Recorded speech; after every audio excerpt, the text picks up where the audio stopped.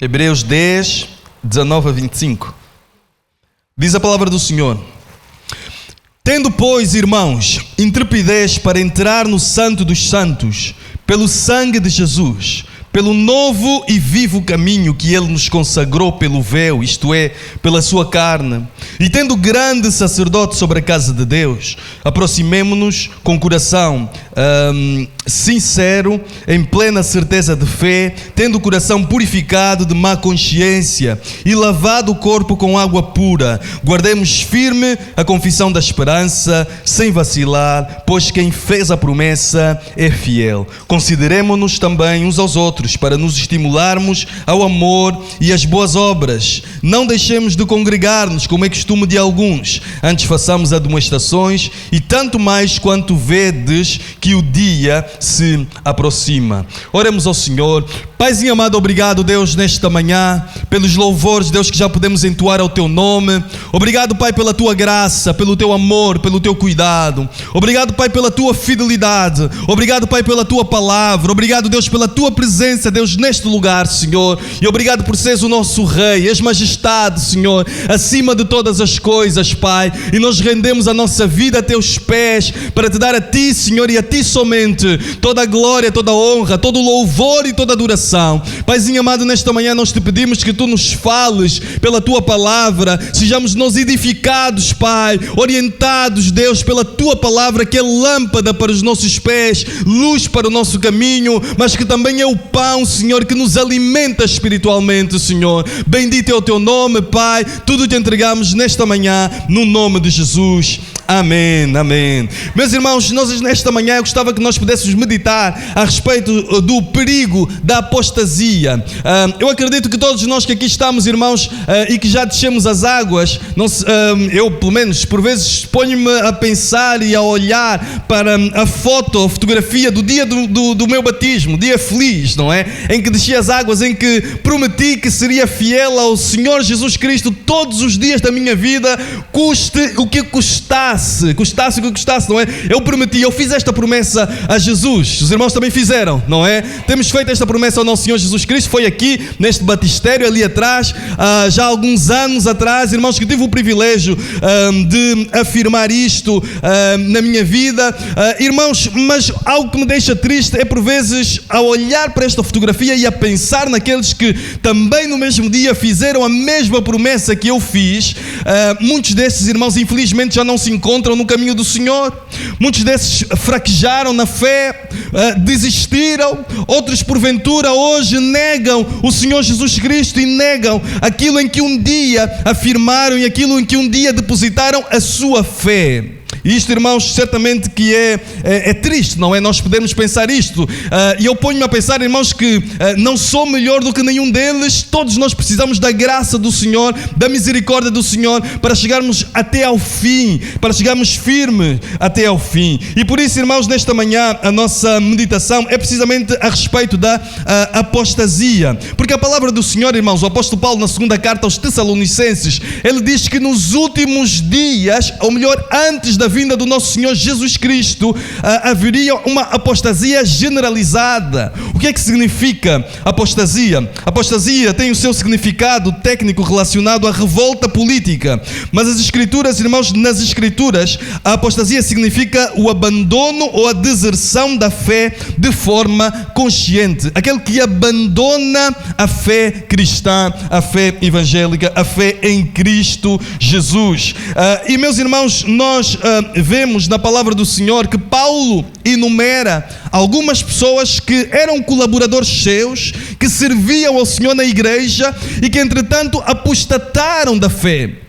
Podemos falar de Himeneu e Alexandre. Eram pessoas, irmãos, que serviam a Deus, estavam fiéis, eram companheiros de Paulo e dos outros apóstolos. No entanto, eles abandonaram Cristo, negaram a fé. E, irmãos, a propósito de Alexandre, a Paulo, a dada altura, diz que Alexandre causou-lhe muitos males, não é? Ou seja, não apenas abandonou a fé, como teve uma atitude, irmãos, adversa, contrária à fé cristã, à fé evangélica. Por isso, irmãos, nós precisamos efetivamente que o Senhor nos guarde a cada um de nós. De que forma, e é aqui que eu gostaria de centrar a meditação nesta manhã, de que forma, irmãos, é que nós podemos prevenir-nos a nós mesmos da apostasia, de apostatarmos, de negarmos a nossa fé em Jesus Cristo? De que forma? E a palavra do Senhor aqui do versículo 19 a 25 mostra-nos, e vamos falar de 3 medidas importantíssimas que nós podemos usar para prevenir-nos da apostasia.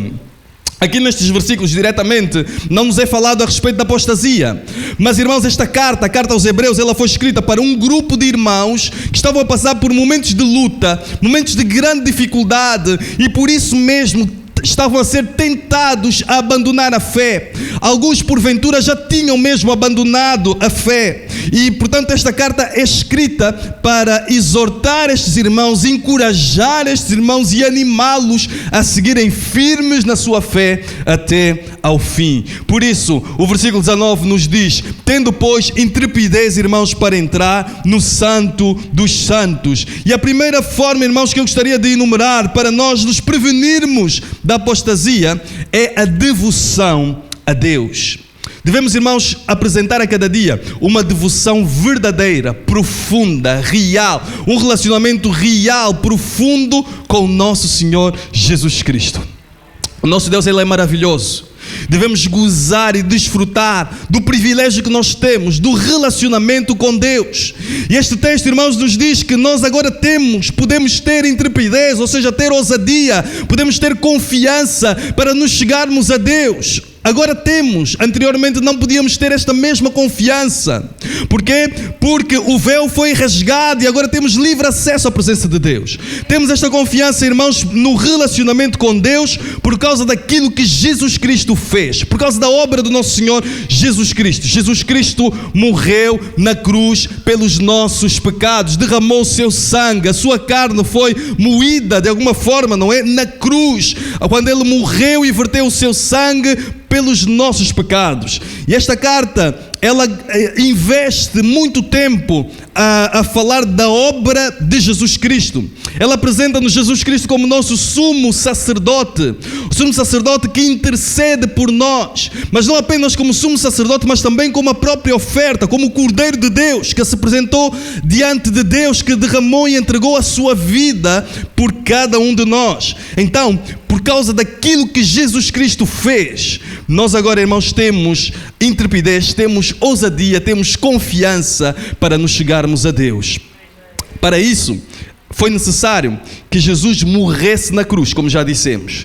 Mas esta morte foi uma morte vicária, foi uma morte, irmãos, pelos nossos pecados. Nós de forma alguma nos poderíamos chegar a Deus, como aqui nos é dito, temos intrepidez para chegarmos ao Santo dos Santos, mas antes não nos podíamos chegar ao Santo dos Santos, não podíamos chegar-nos diante da presença de Deus por causa do pecado. É interessante, irmãos, que nós, quando lemos lá em Êxodo, quando Deus vai dar a lei, não é? Os 10 mandamentos, a narrativa é uma narrativa até certo ponto assustadora, não é? Impõe bastante respeito a cada um de nós. Porquê?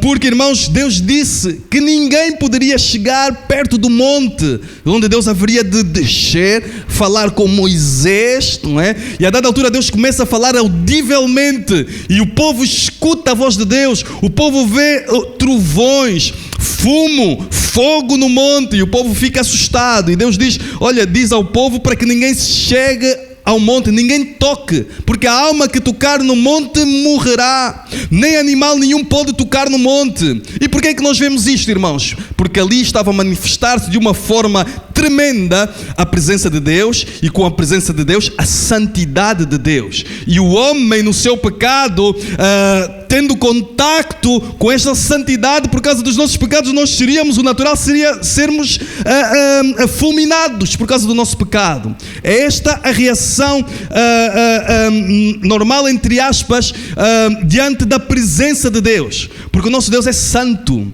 Ele é santo, e portanto nós como pecadores seríamos fulminados por causa do nosso pecado se nos chegássemos a Deus na condição em que nós nos encontramos. Mas o que o autor aqui da Epístola aos Hebreus nos diz é que agora nós temos confiança para nos chegarmos a Deus, porque já Jesus Cristo derramou o seu sangue na cruz, e já agora, irmãos, nós que temos colocado a nossa fé em Cristo Jesus, temos sido lavados no sangue de Jesus. Os nossos pecados têm sido lavados, temos sido perdoados, e agora temos livre acesso à presença de Deus. Temos livre acesso e podemos então, irmãos, ter ousadia para nos chegarmos ao Santo dos Santos, não é? O Santo dos Santos portanto, faz referência e lembra-nos, irmãos, aquilo que acontecia no tabernáculo e posteriormente no templo. Havia ali um lugar especial em que só o sumo sacerdote poderia ter acesso, e apenas uma vez ao ano, e não podia entrar naquele lugar também de mãos vazias. Tinha que levar o sangue do cordeiro, que simbolizava naturalmente o sangue do nosso Senhor Jesus Cristo. Mas agora, irmãos, qualquer um de nós, temos acesso ao lugar santíssimo. Claro que hoje em dia na terra já não existe nenhum lugar santíssimo como havia no Antigo Testamento e também no Templo, no Novo Testamento, não é? Mas, irmãos, nós agora, o que a palavra do Senhor nos quer dizer, e que o autor nos quer dizer com estas palavras, é que nós temos acesso à presença de Deus. E é o acesso à presença de Deus e é o relacionamento pessoal e íntimo com Deus que poderá afastar-nos, e que certamente nos afastará da apostasia e de negarmos a nossa fé.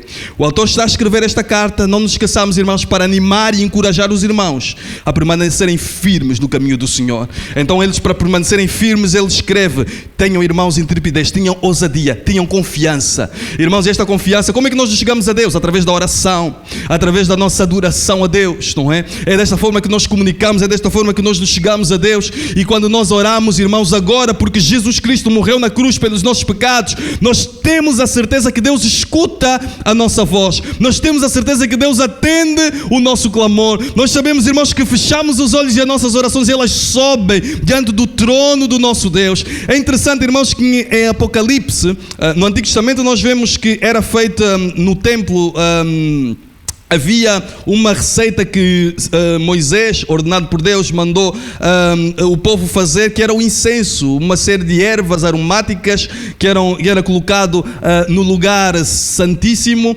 mas ficava ali numa posição em que aquilo depois era aceso, não é? O incenso era aceso e o fumo subia, mas o fumo depois também entrava, porque estava perto do lugar santíssimo, estava ali perto do lugar santíssimo, não é? O incenso, então o fumo entrava no lugar santíssimo. E é interessante que nós olhamos, quando vamos a Apocalipse, a palavra do Senhor nos diz que Deus, o incenso simboliza as orações dos santos, não é? Que sobem diante da presença de Deus. E é interessante que ali em Apocalipse aparece como num reservatório de ouro, porque é algo precioso, é algo que Deus guarda. Meus irmãos, Deus escuta as nossas orações. Nós que temos livre acesso ao Santo dos Santos, Deus escuta as nossas orações. Nós podemos entrar com confiança, podemos falar com Deus com confiança, porque Deus escuta as nossas orações. Somos privilegiados, somos bem-aventurados, porque temos acesso à presença de Deus com confiança. Então, nós vemos que também a palavra do Senhor aqui nos diz que é pelo novo, temos agora um novo e vivo caminho que Ele nos consagrou pelo véu, isto é, pela sua carne. Um novo e vivo caminho, o caminho que Jesus preparou para nós termos acesso ao Pai. Jesus Cristo diz: eu sou o caminho, a verdade e a vida. Ninguém vem ao Pai senão por mim. Não é? Ele é o caminho, Jesus é o caminho, e é por Jesus que nós podemos ter acesso ao Pai. É um novo e vivo caminho que Jesus nos consagrou. Os irmãos, reparem, pelo véu, isto é, pela sua carne. A sua carne que foi, que sofreu, não é? Em todo aquele processo da crucificação, nos seus açoites, a sua carne que foi ferida, e depois, por último, que foi pregada pregada na cruz. Tudo isto, irmãos, simboliza de facto também, neste sentido, a carne de Jesus a sofrer simboliza aquilo que aconteceu depois do templo, que foi o véu rasgar-se de alto a baixo, simbolizando que nós agora podemos ter acesso à presença de Deus, porque já o corpo do nosso Senhor Jesus Cristo sofreu na cruz e morreu na cruz pelos nossos pecados, para que tenhamos acesso à presença de Deus. Versículo 21, e tendo grande sacerdote sobre a casa de Deus. E aqui temos então um convite: aproximemo-nos com sincero coração, em plena certeza de fé, tendo o coração purificado de má consciência e lavado o corpo com água pura. Então, meus irmãos, de que forma é que nós nos devemos chegar a Deus? É que nos devemos aproximar de Deus? Diz-nos aqui a palavra do Senhor: com um coração sincero. Deus conhece tudo em nós. Não há nada que nós possamos ocultar, que nós possamos esconder de Deus. E, meus irmãos, e nem vale a pena, nem é bom, não é saudável, não é bom para nós escondermos alguma coisa de Deus, ou tentarmos esconder, não é? Adão e Eva, os irmãos reparem que a tentativa de esconder é de facto uma ação intimamente relacionada com o pecado. Assim que Adão e Eva pecaram, qual é que foi a tendência deles? Foi esconder-se diante de Deus. Quando precisamente, irmãos, a nossa atitude diante das nossas falhas deve ser procurar a luz, ir para a luz, para o nosso Deus, para que nós sejamos corrigidos, para que nós sejamos perdoados, para que nós sejamos purificados, porque só Ele tem o perdão para cada um de nós. Só Ele nos pode lavar através do sangue de Jesus Cristo, e nós precisamos de ser lavados a cada dia pelo sangue de Jesus, não é? Então, irmãos, nós vemos que devemos chegar-nos a Deus com um coração sincero. Com um coração sincero diante de Deus. Irmãos, há momentos em que estamos abatidos, estamos sem forças. Nós não vamos chegar a Deus e dizer: Deus, eu estou cheio de força, estou cheio de ânimo.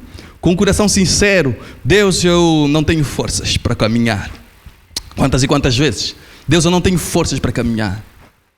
Mas nós, se fazemos isto, é porque sabemos que estamos diante da pessoa certa, daquele que nos fortalece, daquele que nos anima, daquele que nos levanta. E por isso, irmãos, nós não andamos na nossa própria força, mas andamos na força do Senhor. Quantas e quantas vezes, irmãos, nós olhamos para trás e vemos: eu passei por isto, passei por aquilo, já nem sei bem como é que foi possível passar por isto. Mas a força de Deus, a graça de Deus nos sustenta. E por isso, meus irmãos, podemos dizer: Ebenezer, até aqui nos tem ajudado o Senhor. Até aqui o Senhor tem sido fiel com cada um de nós. Chegamos a Deus, irmãos, então com um coração sincero e também em plena certeza de fé. Em plena certeza de fé.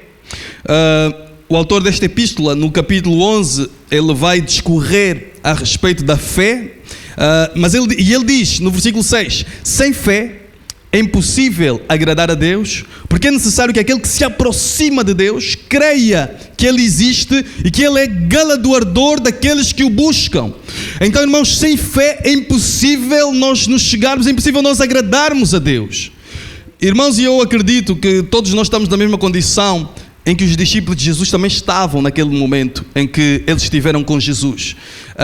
Quantas e quantas vezes Jesus, olhando para os discípulos, lhes disse: homens de pouca fé. Homens de pouca fé.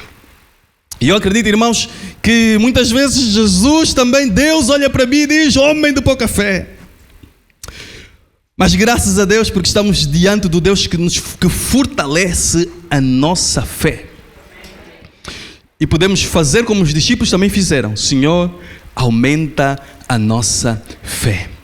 Porque estes mesmos discípulos, irmãos, isto anima-me, porque estes mesmos discípulos a quem Jesus disse homens de pouca fé, são os mesmos que depois Deus usou de uma forma tremenda, de uma forma maravilhosa. Não é? Que fizeram, irmãos, maravilhas, milagres, irmãos, que vidas foram alcançadas, vidas foram curadas, transformadas, libertas por estes homens e mulheres que eram de pouca fé, mas porque permaneceram firmes em Jesus, confiaram em Jesus, buscaram a Jesus, eles foram fortalecidos na sua fé. Por isso, irmãos, quando nós nos deparamos com a nossa pouca fé, não é para ficarmos desanimados, mas é para nos chegarmos a Deus em humildade e pedirmos: Deus, aumenta a minha fé. fé, porque estamos diante do Deus poderoso que aumenta efetivamente a nossa fé. Então cheguemos a Deus, irmãos, em plena certeza de fé, em plena certeza de que Ele escuta a nossa oração, de que Ele atende o nosso clamor, de que Ele é o Deus que cuida de nós. Com o coração também purificado da má consciência. Coração purificado da má consciência. Meus irmãos, a consciência é algo importantíssimo e algo que nem sempre damos o devido valor, nem a devida atenção. Aquilo que as pessoas fazem de mal, não é? Muitas vezes fica na sua consciência. E por vezes as pessoas, em vez de pedirem perdão, procuram livrar-se do peso da consciência fazendo boas obras, não é? Os irmãos nunca viram alguém que de alguma forma falhou para convosco e de repente essa pessoa reconhece que falhou, mas em vez de pedir perdão, vai fazendo coisas para nos agradar, não é? Há pessoas assim, em vez de pedirem perdão, não fazem coisas para agradar-nos. Mas irmãos, a pessoa devia pedir perdão, não é? A pessoa age dessa forma porque a consciência de alguma forma o acusa. E meus irmãos, a única forma verdadeira de nós nos livrarmos da acusação da consciência é através do perdão que vem de Deus. E os homens procuram tantas formas de se livrarem do seu peso da consciência. Este é um problema, a questão da consciência é um problema importante, nem sempre falamos dele, mas é uma questão importante que levaríamos aqui muito mais tempo, este não é o objetivo, mas irmãos, que nós tenhamos atenção à nossa consciência, não é? E que sejamos purificados na nossa consciência pelo sangue do nosso Senhor Jesus Cristo. Diz também, irmãos, portanto, em primeiro lugar, para nós nos prevenirmos da apostasia, precisamos, em primeiro lugar, de chegar-nos a Deus. E em segundo lugar, diz-nos a palavra do Senhor, versículo 23, guardemos firme a confissão da esperança. Precisamos, irmãos, de guardar firme a nossa confissão, a confissão da nossa esperança. Graças a Deus, irmãos, porque nós somos um povo que temos esperança. Nós temos esperança de que o nosso Deus um dia nos virá buscar. Nós temos esperança de que um dia viveremos para sempre em alegria, em gozo, diante da presença do nosso Senhor, onde Ele enxugará do nosso rosto toda lágrima e viveremos para sempre em gozo e alegria diante da presença do nosso Deus. Guardemos firme a confissão da nossa esperança, meus irmãos. O apóstolo Paulo, na segunda carta a Timóteo, quando ele sabia que estava prestes a partir, e ele está ali a fazer um pouco o resumo da sua vida, penso que podemos dizer isso. Ele diz: combati o bom combate, acabei a carreira, guardei a fé. Mas é interessante, irmãos, que alguém como Paulo poderia incluir tanta coisa no seu currículo, não é? Ele poderia dizer: fundei 10, 20, 30, 40, 50 igrejas, batizei não sei quantas centenas ou milhares de pessoas, fui usado por Deus para curar não sei quantas pessoas, para libertar não sei quantas pessoas. Ele podia resumir, se fosse alguém carnal, não é? Dessa forma a sua vida. Mas ele não. Ele resume naquilo que era o essencial. Combati o bom combate, acabei a carreira, guardei a fé. Porque isto aqui é o fundamental. É guardar a fé até ao fim. Irmãos, que nós precisamos guardar a fé.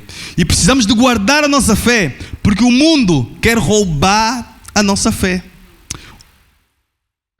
O combate, irmãos, acima de todas as coisas, é sobre a fé. Nós, naturalmente, não vamos entrar aqui no capítulo 11, mas irmãos, reparem o capítulo 11 de Hebreus, de que todos nós gostamos. Fala-nos dos heróis da fé. Mas estes heróis da fé, muitos deles, como ali o autor diz, foram livres da boca do leão, não é?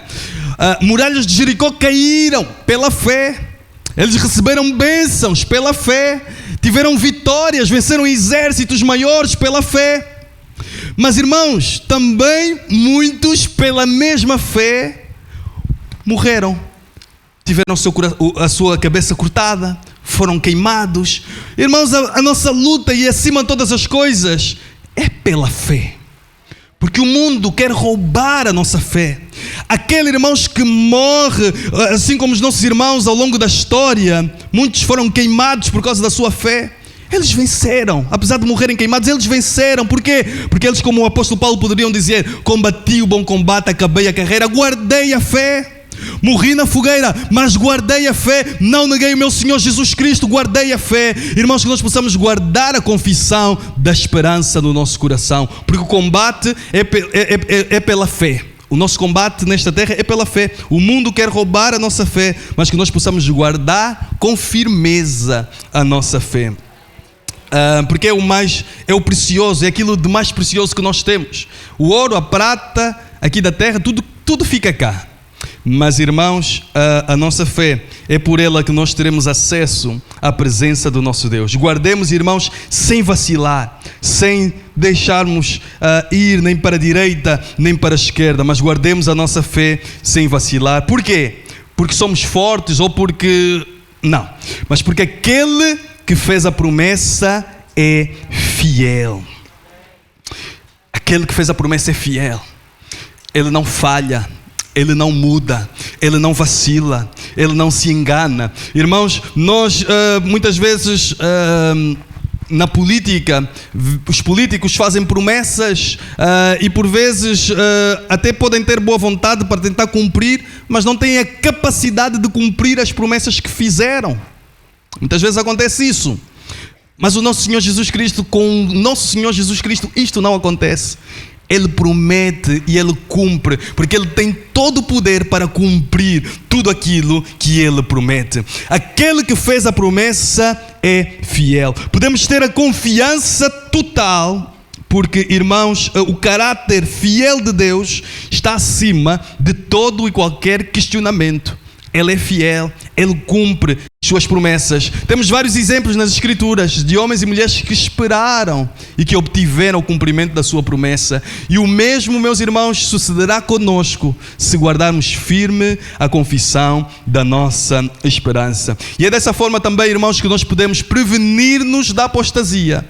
É guardando firme a confissão da esperança. Em primeiro lugar, aproximando-nos de Deus, cultivando, irmãos, a cada dia este relacionamento pessoal e íntimo com Deus, em que Ele molda o nosso coração, em que Ele fala as nossas vidas, em que nós, irmãos, temos e fazemos do nosso Deus o nosso alimento diário. Irmãos, o nosso corpo precisa de pão a cada dia para manter-se, não é? Para sobreviver. Nós também precisamos a cada dia espiritualmente deste relacionamento com Deus. Precisamos de meditar na Sua palavra, precisamos da oração e, portanto, irmãos, que nós possamos aproximar-nos de Deus e guardar firme a confissão da nossa esperança, porque o mundo quer roubar a nossa fé. Tantas vezes, irmãos, acontecem e vêm artigos e cientistas e pessoas e na televisão e naquilo e amigos que questionam a nossa fé, que dizem: isto em que tu acreditas não é desta forma, não é real. Mas, irmãos, nós sabemos aquilo que Deus tem feito na nossa vida, não é? Nós sabemos aquilo que éramos e aquilo que hoje somos. Nós temos uma promessa da parte de Deus. Guardemos firme a nossa confissão. O nosso Deus é poderoso e Ele recompensará a cada um de nós. E por último, irmãos, para nós prevenirmos-nos da apostasia, nós precisamos também de cuidar uns dos outros. Precisamos de cuidar uns dos outros. Guardemos firme a confissão da esperança sem vacilar, pois quem fez a promessa é fiel. O versículo 24: consideremo-nos também uns aos outros para nos estimularmos ao amor e às boas obras. Então, meus irmãos, a vida cristã não deve ser vivida de forma isolada. Nós não fomos chamados para sermos uma ilha, não é? Mas fomos chamados para nos relacionarmos uns com os outros, como irmãos em Cristo Jesus. Nós somos chamados, irmãos, para nos encorajarmos uns aos outros em Cristo Jesus, não para nos desanimarmos uns aos outros. Por vezes, irmãos, porventura todos nós somos seres humanos e podemos dizer uma palavra que vai desencorajar o nosso irmão na fé. Mas nos lembremos, irmãos, nós não fomos chamados para desencorajar-nos uns aos outros. Pelo contrário, para nos encorajarmos uns aos outros, para nos estimularmos uns aos outros ao amor e às boas obras, como aqui o autor de Hebreus nos diz. E aqui, quando ele utiliza a expressão estimular, Ele é no fundo incitar, ter uma ação que provoque uma reação. Portanto, provocar a determinada ação, mas uma ação, a ação que se pretende provocar é uma ação boa, é de amor, não é? Porque por vezes, irmãos, as pessoas provocam-se umas às outras, mas à espera de uma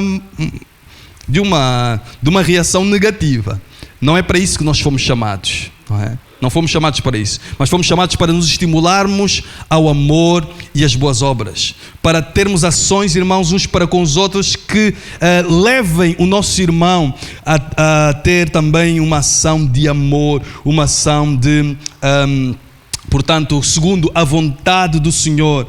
Uma vida, irmãos, sem responsabilidade diante do seu irmão, faz-nos lembrar a atitude de Caim, que matou o seu irmão Abel. E que Deus, ao lhe perguntar, então o que é feito do teu irmão? Eu não sou guarda dele, eu não sou segurança dele, não é? A hipocrisia e tudo mais ali de Caim. Irmãos, que nós nos possamos preocupar uns com os outros, encorajar-nos uns aos outros. Precisamos, irmãos, de olhar, não é? Agora, terminando o culto, irmãos, não irmos embora simplesmente, irmos para as nossas casas. Aqui a palavra do Senhor nos diz, portanto, não deixemos de congregar-nos como é costume de alguns.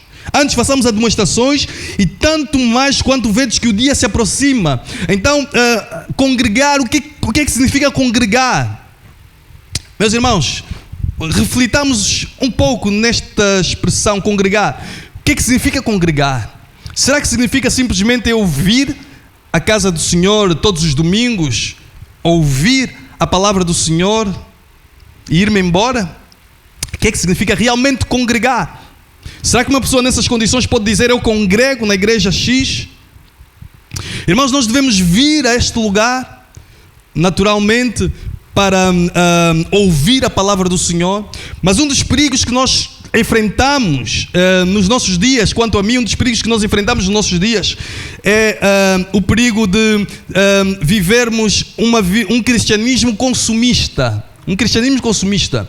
Porque, irmãos, ao longo da história da igreja, a igreja é um perigo porque somos seres humanos, não é? Sempre tem tendência a absorver a mentalidade da sociedade. Por isso é que nós precisamos constantemente meditar na palavra do Senhor e clamar pelo Senhor para que Ele transforme o nosso coração, não é? Isto é visível ao longo da história, irmãos. Por exemplo, dou um exemplo aqui muito rápido. Nos tempos bíblicos, por exemplo, em que João está a escrever, o apóstolo João escreve para combater o gnosticismo, que era uma grande ameaça para a igreja. Tinha a ver com as ideias que havia naquela cultura, as filosofias que haviam, e depois que de alguma forma alguns cristãos procuravam misturar as duas coisas, não é? E não dava para misturar, e João escreve para combater o gnosticismo, por exemplo. E ao longo da história nós vemos isto, a igreja tendo tendência a absorver as filosofias do mundo. E hoje em dia, irmãos, nós vivemos tempos de consumismo. Se os irmãos quiserem ir ver um espetáculo, pagam, assistem o espetáculo, não é? Portanto, somos levados a consumir e a comprar. Agora está quase a chegar o Natal, as publicidades são muitas para nos levarem a comprar, e por vezes somos levados a comprar coisas que nem precisamos delas, não é? E chegamos a casa e vemos, mas para que isto serve? Não serve para nada, eu não precisava tanto disto. Mas, irmãos, somos levados a consumir, e por vezes podemos julgar ou podemos cair na tendência também de viver um cristianismo consumista. E o que é o cristianismo consumista? Eu venho para receber aquilo que Deus tem para me dar aos domingos de manhã. Claro, irmãos, que Deus tem algo para nós, e é óbvio que nós devemos vir para receber, mas este não é o único propósito pelo qual nós devemos vir à casa do Senhor.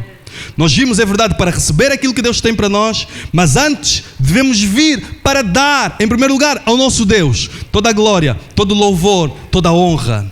Então, irmãos, se nós vimos a casa do Senhor e não damos glória a Deus, se calhar não estamos a cumprir objetivamente o propósito pelo qual nós estamos neste lugar, porque vimos acima de todas as coisas, antes de receber alguma coisa, para agradecer, irmãos, pela semana que Deus nos deu, para agradecer a saúde, a força, para agradecermos o pão de cada dia, as roupas, irmãos, que nós temos para nos vestirmos, para darmos glória a Deus, para exaltarmos o seu nome, Ele que é o único, digno de honra, de glória, de louvor e de adoração.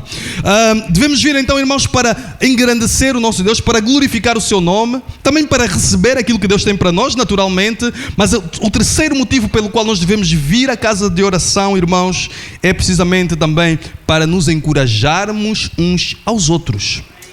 Irmãos, muitas vezes nós, quando por alguma necessidade faltamos à casa de oração, ao culto, não é?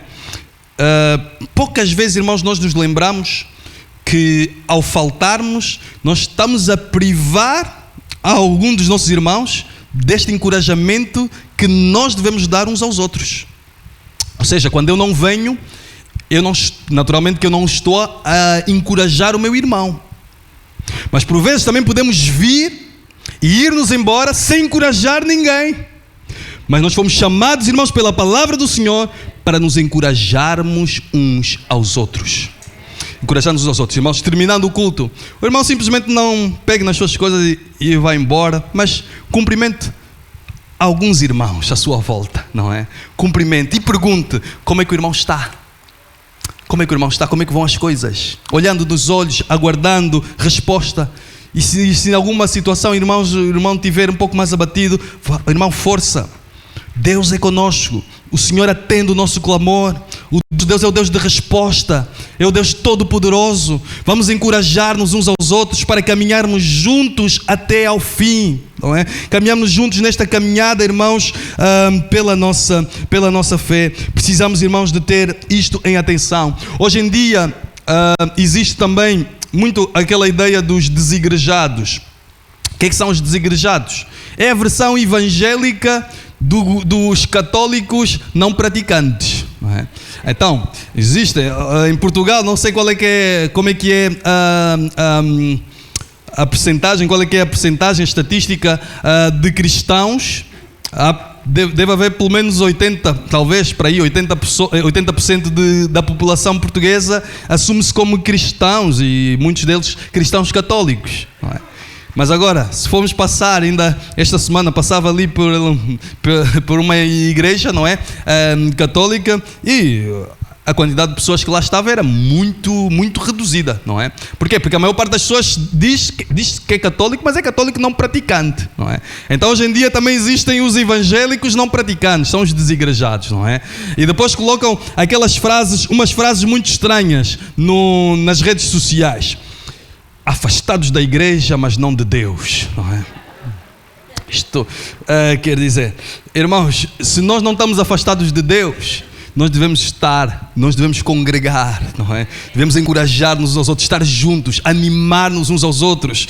E depois alguns dizem, igreja, isto é invenção dos homens. É invenção dos homens. Não, igreja não é invenção dos homens, é criação de Deus, instituição de Deus. Nós precisamos estar juntos, no mesmo lugar, para ouvirmos a palavra do Senhor juntos, mas sobretudo, irmãos, para nos encorajarmos uns aos outros, para nos animarmos uns aos outros, para orarmos uns pelos outros. Isto é fundamental e é importante. E este é um aspecto, irmãos, que muitas vezes nós negligenciamos da nossa vida cristã. Quando estamos juntos, animar-nos uns aos outros, não desanimar, nem deitar abaixo. Por vezes, irmãos, nós ouvimos alguém partilhar conosco uma aflição sua, não é? Perguntamos a mim, então, irmão, como é que o irmão está? Não estou muito bem, dói-me a perna direita. E depois a pessoa que está a ouvir diz, isto não é nada. A mim dói-me a perna direita, dói-me a perna esquerda, dói-me as costas, e às segundas e terças-feiras dói-me a cabeça, não é? Pronto. Então parece que por vezes é uma competição de quem é que tem mais problemas. Mas, irmãos, nós não fomos chamados para isso também. Nós somos chamados para encorajar o nosso irmão. Podemos estar a passar também por lutas. Claro que estamos. Mas, irmãos, se o nosso irmão está a partilhar a sua dor, a sua preocupação, vamos dar-lhe atenção e vamos encorajar este irmão. Vamos orar por ele, para que Deus abençoe, para que Deus derrame da sua bênção sobre a sua vida. Foi assim que aconteceu com Jó. Eu gosto muito do exemplo de Jó, porque Jó, irmãos, quando Jó... portanto, ele teve todo aquele tempo de aflição, sem ter feito nada que o justificasse, tendo os seus amigos entre aspas, amigos, dizendo: tu tens um pecado ali escondido, é por isso que tudo isto te sucedeu, não é?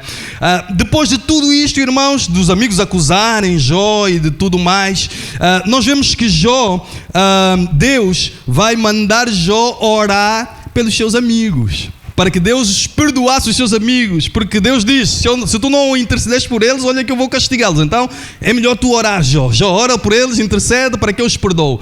Quando Jó ora pelos seus amigos, ele ainda estava com os seus problemas. Ele poderia muito bem dizer: Deus, e eu? E eles que estiveram a falar mal de mim? E eu que ainda estou no meio da aflição? Mas não, Jó orou pelos seus amigos. E Deus abençoou os seus amigos, mas não apenas os seus amigos, abençoou o próprio Jó. Deus mudou naquele momento a situação de Jó. E a situação de Jó, que era uma situação, irmãos, de grande aflição, Deus resolveu quando ele intercedia pelos seus amigos, não é? Irmãos, vale a pena nós orarmos uns pelos outros. Por vezes ficamos tão preocupados com as nossas situações e com as nossas preocupações que dizemos: mas eu também tenho problemas, eu também tenho os meus problemas. Irmãos, Deus entrega ao Senhor. Deus sabe todas as coisas. Oremos e encorajemos-nos uns aos outros, fortaleçamos-nos uns aos outros, incitamos uns aos outros ao amor e às boas obras. Por vezes, quando nós temos alguém a quem nós amamos e com quem temos relacionamento próximo, um irmão chegado, uma irmã chegada, e o vemos, irmãos, a ter uma má obra, não é? Ou a praticar uma má obra, por vezes podemos ter alguma dificuldade em chamar a atenção, não é? Em ajudar esta pessoa. Mas, irmãos, porquê? Porque é nosso amigo, porque temos relacionamento próximo. Mas, irmãos, nós somos chamados para nos estimularmos ao amor e às boas obras. Se o meu irmão está a ter uma obra que não é de acordo à palavra do Senhor, ele precisa ser ajudado. E nós precisamos de ter uma atitude de humildade ao ajudar esta pessoa, não é? Não uma atitude, aquela atitude de alguma superioridade, não é? Porque por vezes temos a tendência de, quando vemos alguém numa falha, sentimos-nos nós superiores, porque nós não temos aquela falha. Mas não nos podemos esquecer que nós também temos as nossas falhas. E todos precisamos da graça e da misericórdia do nosso Deus. Não deixemos de congregar-nos. Irmãos, se nós estivermos no caminho da apostasia e deixarmos de congregar, quem é que nos vai animar? Quem é que nos vai encorajar? Quem é que nos vai fortalecer? É por isso que o inimigo, aquilo que ele procura, em primeiro lugar, é isolar as pessoas, deixar as pessoas sozinhas, não é? Deixar de ir ao culto, deixar de vir, de se congregar, de estar junto com os outros irmãos. E por vezes, irmãos, o diabo usa coisas mesquinhas, não é? Fulano tal falou mal para mim lá na igreja, não é? Alguém falou mal para mim, alguém me pisou-me o calcanhar. Irmãos, somos homens todos, nenhum de nós ainda está no céu, nenhum de nós está no céu, nenhum de nós é perfeito. Nenhum de nós é perfeito. Todos nós precisamos de ser moldados, transformados pelo Senhor. E por isso precisamos de terem atenção para não nos magoarmos uns aos outros, não é? Mas para nos estimularmos ao amor e às boas obras, deixarmos que Deus transforme o nosso coração. Se alguém porventura nos magoa na igreja, ou se fomos magoados na igreja, irmãos, é na igreja também que nós seremos curados. É também aqui, porque o nosso Deus habita no meio do seu povo e nele há cura. Que nós não deixemos, irmãos, nenhuma raiz de amargura dominar o nosso coração, mas que sejamos transformados, porque o diabo muitas vezes vai pegando nessas coisas para separar-nos, para afastar-nos, para destruir-nos. E nós vamos dando importância a coisas que são sem importância nenhuma, que são tão pequenas, que são tão mesquinhas, a comparar com aquilo que é mais importante. E o que é mais importante? É aquilo que Jesus Cristo fez na cruz do Calvário. Na quarta-feira, lá no Laranjeiro, ao ministrar a palavra do Senhor, irmãos, usei uma frase de Rui Veloso, de uma música, em que ele diz: muito mais é o que nos une do que aquilo que nos separa, não é? A dada altura, o povo de Israel, isto quando Davi foi ungido rei, antes de Davi ser ungido rei, o povo estava separado entre o reino do norte e o reino do sul, mas depois lá eles tomaram consciência e disseram: bom, tu és do nosso povo, somos todos do mesmo povo, não faz sentido estarmos separados. E daí a frase, muito mais, eles perceberam que havia muito mais aquilo que os unia do que aquilo que os separava. Irmãos, e eu aproveito esta frase também para dizer que muito mais é aquilo que nos une em Cristo do que as coisinhas pequenas que por vezes nos separam, que nos condicionam. Portanto, que nós precisamos dar mais importância àquilo que nos une. E o que nos une é o sacrifício de Jesus Cristo, que nós nesta manhã, irmãos, vamos mais uma vez lembrar a sua morte e a sua ressurreição. Não dê ouvidos, irmãos, às coisinhas pequenas que o inimigo muitas vezes tenta promover e tenta aumentar, mas vamos dar importância àquilo que Jesus Cristo fez. Jesus Cristo morreu pelo meu irmão. Eu devo amar este meu irmão, porque Jesus Cristo deu a vida por ele. Não deixemos façamos admoestações, tanto mais quanto vedes que o dia se aproxima. O dia, meus irmãos, da vinda do nosso Senhor Jesus Cristo se aproxima. E por isso nós devemos chegar-nos a Deus, nós devemos guardar firme a nossa confissão e devemos cuidar uns dos outros, porque o dia se aproxima.